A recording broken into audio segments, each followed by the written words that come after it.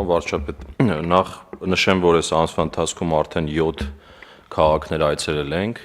բայց բացի մարզային այցերից նաև ունենք կազմակերպություններ այցեր, ընդհանուր առմամբ 23 այցեր ենք ունեցել,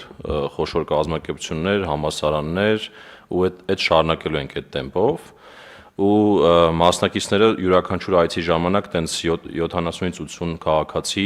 ամենակիչը մասնակցում է, նախորդ հայտարարում են, գրանցվում են, գալիս են մասնակցում են, բոլոր հարցերը պարզաբանում ենք։ Բացի դրանից կուզենայի նաև նշել մեր կայքում փոփոխության մասին, որպեսզի մեր քաղաքացիները տեղյակ լինեն, մեր կայքում հենց առաջի բաժինը նվիրել ենք հայտարարագրմանը, կարմիրով ընդգծված ցանկացած քաղաքացի հենց բացում է միանգամից աչքին ընկնում է, սխմեց, այդտեղ մտնում է ամբողջը կա, այսինքն բոլոր ուղեցույցները, հոլովակները, հարց ու պատասխանները, նաև այդ համակարգը քայլերով ցույց տվող հոլովակները, նաև մարդը մեր աշխատակիցները նստում են մարդու նման, որ պարզ նստում են, ուղղակի լրացնում են, դրա հոլովակն էլ կա, այսինքն ամեն ինչ ունենք։ Այս պայն հիմա ավելի պարզ ուղեցույց ենք մշակել, շուտով դա էլ կտեղադրենք, նաև աշխատանքային խմբի հետ ենք ակտիվ աշխատում,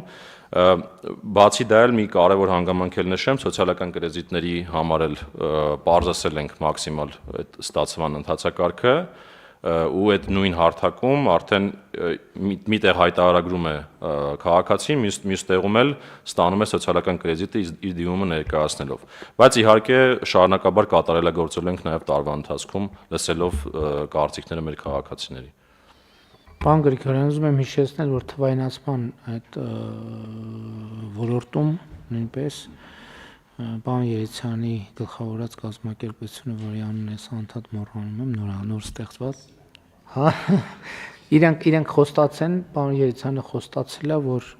այդ մաքսիմալ պարզեցում տեղի կունենա, հայտարարագիրը լրացնելու, այսինքն եթե կարճ ձևակերպենք, իհարկե վստահ չենք, որ 100% այդպես կլինի, բայց հայտարարագիր լրացնելը այո ոչի մակարդակի պետք է հիշեցնենք, որ թերթեց մարդը ընդհանուր իր սմարթֆոնի վրա այո ոչերով հնարավոր լինի կամ մեծ մասամբ այո ոչերով հնարավոր լինի հայտարարագիրը լրացնել շատ կարճ ժամանակում։ Իհարկե մենք ակտիվ աշխատում ենք նաև նույնականացման քարտերի վրա մեծ թվով քաղաքացիներ դիմել են, բայց մենք նաև ունենք վստահություն, որ մեր նախանշած ժամկետում կկարողանանք ապահովել, եթե նույնիսկ չկարողանանք ապահովել, շատ կարևոր է, որ քաղաքացիները դիմեն, որպեսզի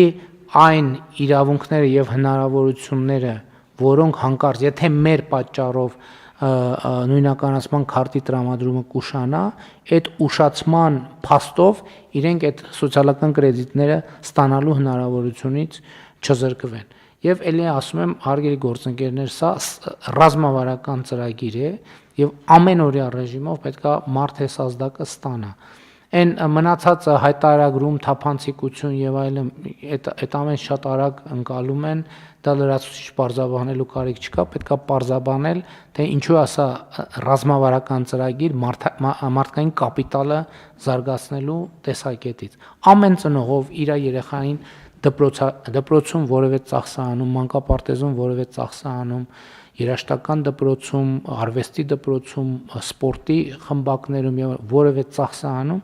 մենք պետք է համոզվենք, որ ինքը լսեց, իմացավ, մենք կարողացան իրեն ներկայացնել, թե ինչա տեղի ունենում, նույնը ով առողջապահության ոլորտում ծախսահանում եւ այլն եւ այդպես շարունակ։ Խոսքը մոտավորապես 400-500 հազար կամ գուցե ավելի շատ, չէ, 700,000 նույնիսկ, 700,000 մարդու մասին է։ Մենք պետք է հասկանանք, որ սա շատ բարդ գործ է, որպեսզի ամեն մարդուն մենք տեղեկատվությունը հասցնենք, թե սա իրեն, իր ընտանիքին ինչ սոցիալական առավելություններ է բերում։ Համեցեք։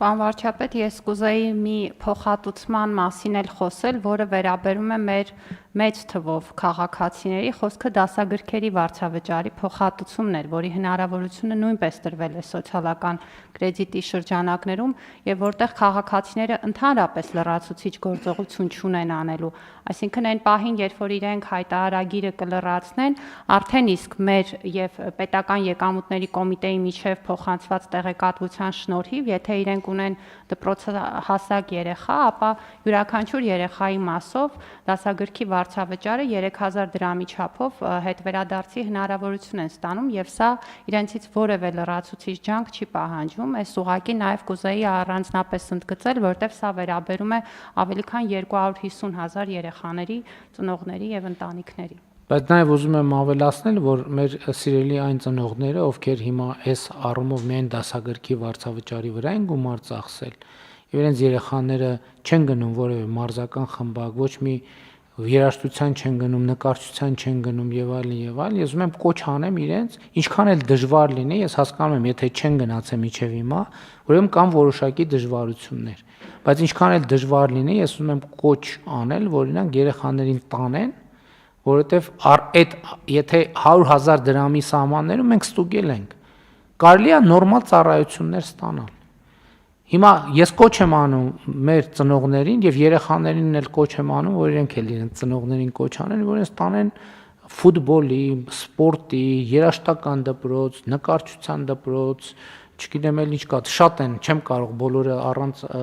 այտենց թվարկել։ Երեխաները իրան ծնողներին թող կոչ անեն, ես էլ եմ ծնողներին կոչ անում, թող երեխաներին տանեն այդ խմբերին, որովհետև տարվա վերջում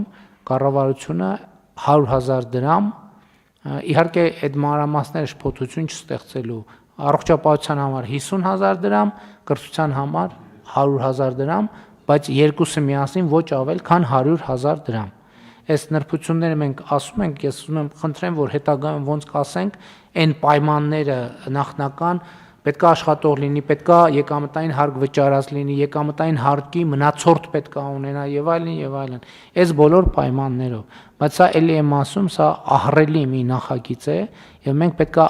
առավել քան լուրջ վերաբերվենք եւ մեր խնդիր էս փուլում, որպեսզի ամեն պոտենցիալ բոլոր այդ 700,000 մեր սիրելի քաղաքացիները մենք պետք է համոզված լինենք, որ բոլորին կարողացել ենք բացատրել, թե այսինչ պատմություն է եւ ինչի մասին է եւ ինչ հնարավորություններ է ստեղծում։ Մեր այսօրվա ջանքերը բավարար չեն։ Մենք պետք է ամեն օրյա ռեժիմով պետք է այս թեմայով անպայման ինչ-որ բան անենք, իսկ նույնականացման քարտերի համար ոչինչ, ինչքան էլ կուտակվում է հերթերը, բայց կարևորը որ քաղաքացիները դիմեն, որովհետև դիմելու փաստով իրենք երաշխավորում են, որ անկախ երբ կստանան իրենց նույնականացման քարտը, այս սոցիալական կրեդիտը հետ ստանալու իրենց իրավունքը կպահպանվի։ Եվ սա շատ կարևոր արձանագրում է, դրա համար է պետք դիմել։ Մինչև նոյեմբերի 1-ը պետք է պարտադիր դիմել։ Նրանք, ովքեր չեն դիմել սոցիալական ներողություն, նույնականացման քարտ ստանալու համար։